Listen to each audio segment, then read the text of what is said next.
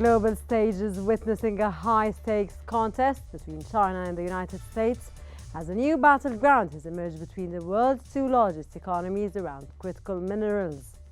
These rare yet indispensable resources power everything from smartphones to electric vehicles, renewable energy systems, and advanced military technologies. While the United States grapples with its dependence on imports, China has strategically positioned itself as the dominant player, controlling vast reserves, refining networks, and global supply chains.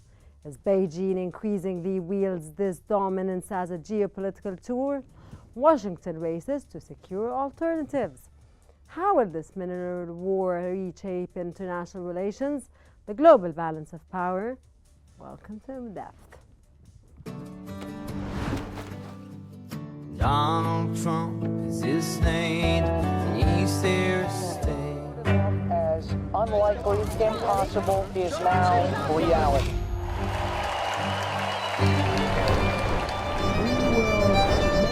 America powerful. We will win, win, win.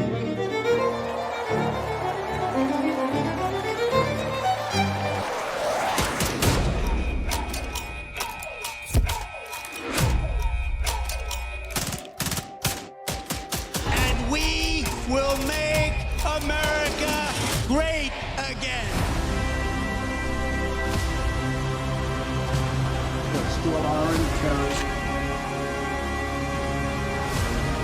We will very quickly make America great again. As the United States-China minerals competition heats up, China is boosting state support for domestic minerals exploration. According to Financial Times, the funding boost comes as control over the world's strategic minerals has emerged as a flashpoint between the United States and China, as the superpowers compete over the resources needed for advanced technologies such as semiconductors, electric vehicles, robotics, and missiles. In an effort to loosen Beijing's dominance, U.S. President Donald Trump has made the domestic mining a priority since his return to the White House, as well as access to critical minerals abroad. With Z, Beijing has also enacted policies aimed at protecting strategic resources, the newspaper added. The ongoing mineral war between China and the United States is a strategic battle to reshape international relations and global economic balances. China has long been the world's leading producer and processor of critical minerals, including rare earth, lithium, and graphite. This dominance allows China to exert significant influence over global supply chains, creating vulnerabilities for other nations dependent on these resources. In response to U.S. tariffs, China has imposed export restrictions on key minerals like gallium, germanium, and antimony, further escalating tensions. Meanwhile, the U.S. has invoked wartime powers to boost domestic mineral production, aiming to reduce reliance on imports. President Trump has used the Defense Production Act to provide financial support for mining projects and expedite permits for critical mineral extraction. However, the U.S. still faces significant challenges in competing with China's vast processing capabilities. The U.S. and other Western nations are racing to reduce their reliance on Chinese resources by investing in domestic mining, forming alliances with mineral-rich countries, and promoting recycling. The U.S. is also seeking alternative sources of critical minerals, with efforts to secure deals with countries like the Democratic Republic of Congo, which holds significant reserves of cobalt and coltan. However, China's existing influence in the Democratic Republic of Congo's mining sector poses a challenge to these efforts. The competition over critical minerals is not only impacting U.S.-China relations, but also has global implications affecting the development of clean energy technologies and defense systems. As tensions continue to rise, both nations are navigating complex geopolitical landscapes to secure their interests in the critical mineral sector. In the shadow of a global energy transition, Critical minerals have become the lifeblood of modern technology, from electric vehicles to defense systems. As China tightens its grip on these vital resources, how will America counter its growing dependency on Chinese minerals and secure alternative sources? And for more analysis on the issue, we are joined by Marvin Lee, a geopolitical analyst from Hong Kong, and we are also joined by Irina Tuskerman, a national security analyst from New York. Good morning and welcome to our program In Depth. And we start off with Mr. Lee. A very good day, sir. How does China view its dominance in critical minerals as a tool for strengthening its global economic and geopolitical influence, sir?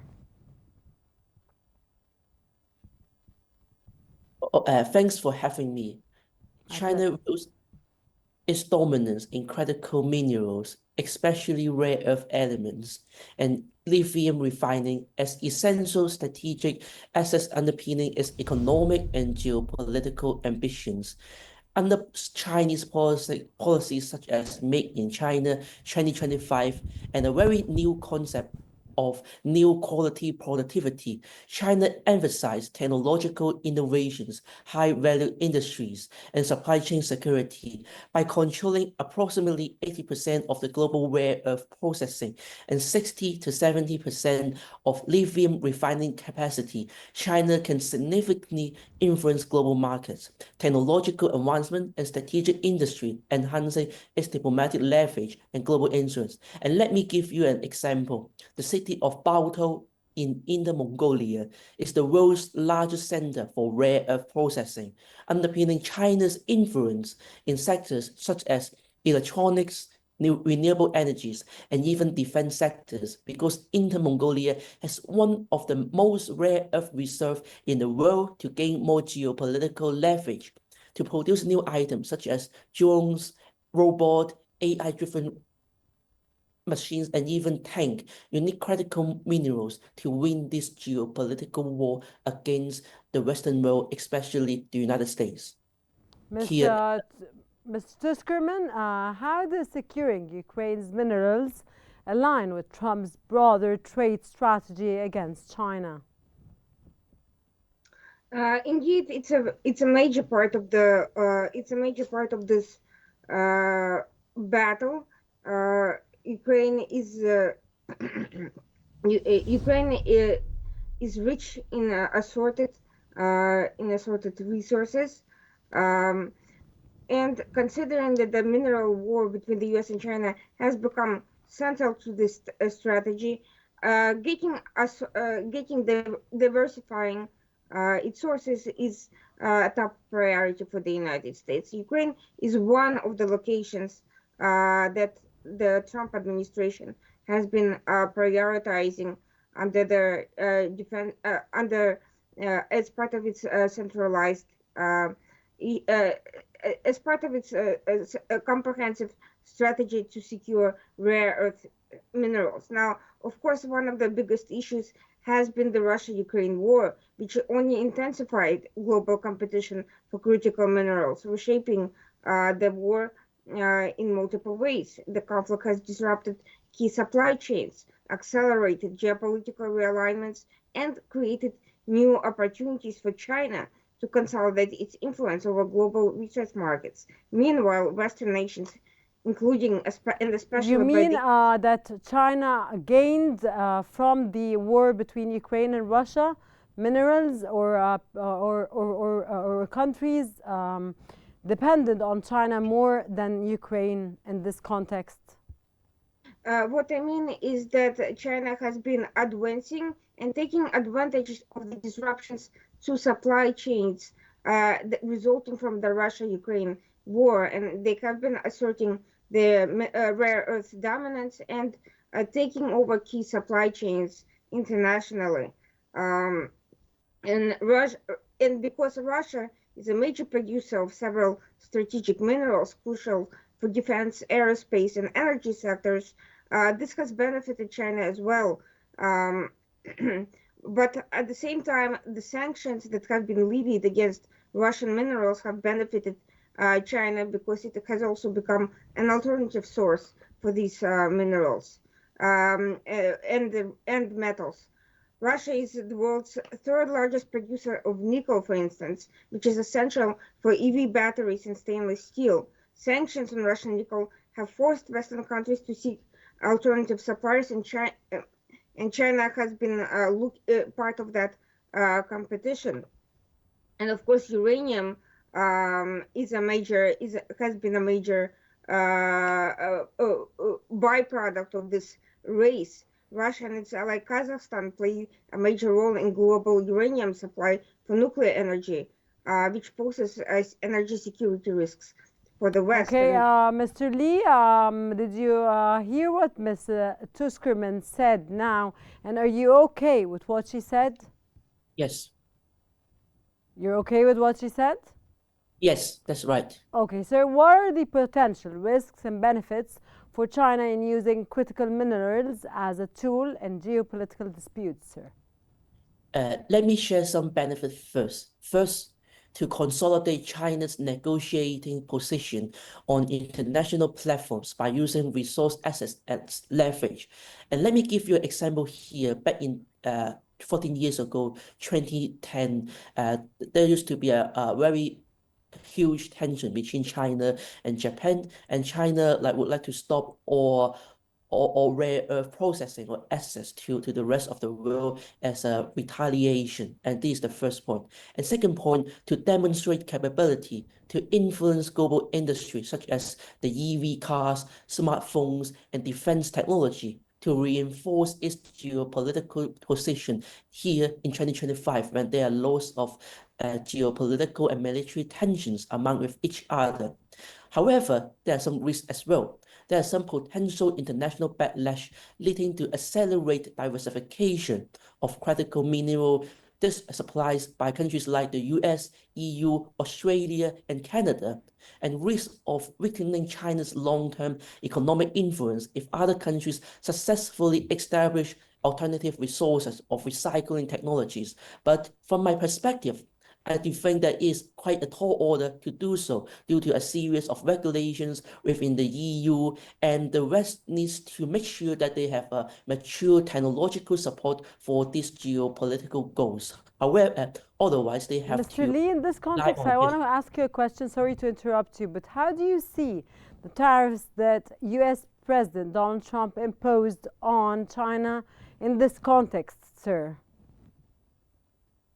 So as we can see that there has been a Cold War 2.0 here. From the perspective of President Donald Trump, he would like to safeguard their own national security. So that's why they have to do so. They have launched some policies to secure their national security. But I think that China still has the upper hand to bargain with the US in the near future. Okay, sir, I'll leave you here and I'll be back again. Ms. Tuskerman, how does the United States administration assess the risks posed by China's export restrictions on industries such as defense and semiconductors?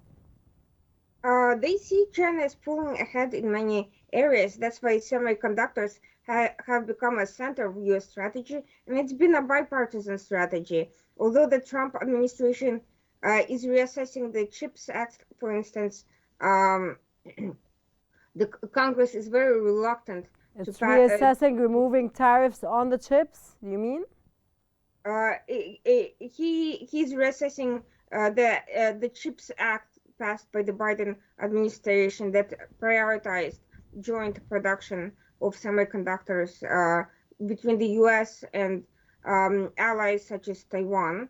The Trump administration is looking to transfer that production domestically and to dispense with the international cooperation abroad. He wants the jobs going to Americans. Unfortunately, part of the risk that we are seeing presented by China is due to the gap in the skills gap on the American production side, which is why US has become dependent on co-producing semiconductors with other countries. And that's also why another issue is mining.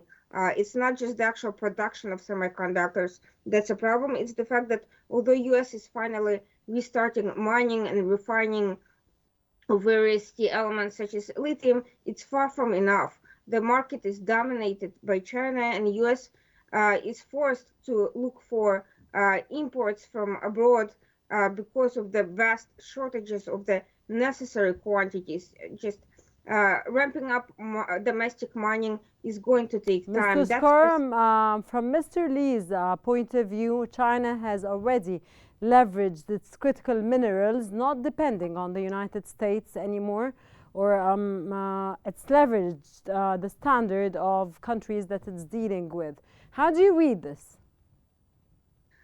Well, China has invested early into mining and exports from countries such as various African countries, and it also has its own vast quantities of rare earths.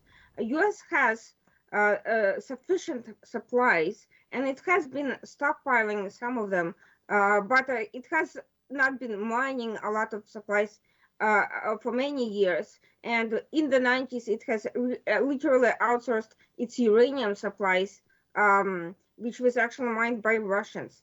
That is now changing, and U.S. is looking to secure large supplies of rare earth minerals very quickly, which brings me back to the point about Ukraine. Why was Trump angling for a deal? Because it would have given him access to very large supplies and deposits of rare earth elements quickly without having to search for different and diverse suppliers and having to negotiate these deals. That includes rare earth elements such as lithium, titanium, and other critical minerals essential for EVs, batteries, and defense industries. Perfect, I got your point, Mr. Lee. What are the key motivations behind China's export restrictions on critical minerals, and how does Beijing balance these actions with the potential economic risks to its own industries, sir? This is a very good question. First, Thank you, sir. China's primary motivations for export restriction, including protecting national security, fostering domestic industry growth, and responding strategically to trade restrictions or sanctions imposed by other countries, especially from the United States and the European Union. Beijing implements this restriction selectively, balancing geopolitical objectives against the potential impact on its domestic economy and technological sector. And let me give you an example here. 2 years ago, back in 2023, China implemented a series of export controls on gallium and germanium as a direct response to U.S. semiconductor restrictions, carefully calculating the impact to maintain minimal disruption to domestic industries. And there is a geopolitical leverage for China to bargain with the United States because there have been lots of diplomatic tensions regarding Taiwan, South China Sea, and even the space race 2.0 against with the United States. Ms. Tushkerman, could a successful deal with Ukraine allow Trump to escalate tariffs on or other measures against China again? Well, even in the event of a successful deal, identifying the rare earths could take 10 to 15 years. So it would still be an extensive period of exploration, mining, refinement, and export. It would not be an immediate panacea for all the current problems, which is why the U.S. has entered a number of alliances that do not rely on Ukraine exclusively, but allow U.S. to benefit from relationships with key allies. They include focusing on securing alternative supply chains and not just the rare earths themselves. There is, for instance, the Mineral Security Partnership, which includes US, Canada, Australia, Japan, EU, South Korea, the United Kingdom, and many African and Latin American nations. The goal of it is to diversify global supply chains for critical minerals and to reduce dependence on China.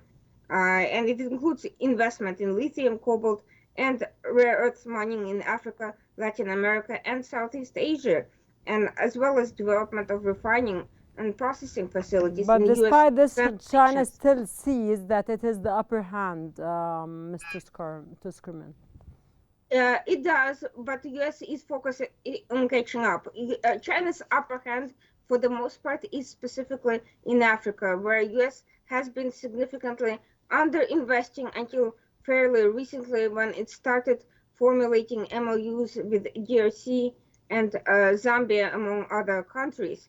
US has also been looking to advance relationship with Angola, and it has actually prioritized a relationship with Morocco, which is rich in phosphates, and is while China has a great deal of influence there as well, it is overall has by far a stronger relationship with the United States. Okay, Mr. Lee, how does China plan to maintain its leadership in critical mineral processing amidst increasing competition and diversification efforts by the United States and its allies?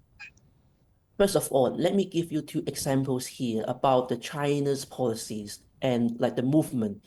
First, there have been a significant investment by BYD and CATL in Argentina, Bolivia, and Chile. So we can call this as a lithium triangle to secure stable lithium supplies all the way for the China's EV maker. So that's why BYD can be a major sponsor for Euro 2024, like the football competition last year. And second, 4 months ago, China and Peru announced the grand Mr. opening. Lee, because I have to wrap up, could you please, in 10 seconds, tell me your final words, please?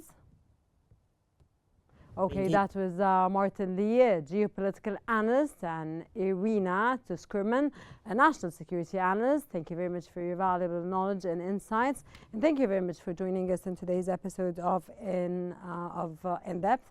And the question remains that the competition over critical minerals is not only impacting the United States-China relations, but also has global implications affecting the development of clean energy technologies and defense systems. And this brings us to the end of today's episode of In Depth. Thank you very much for watching and stay tuned for more updates on Qnews.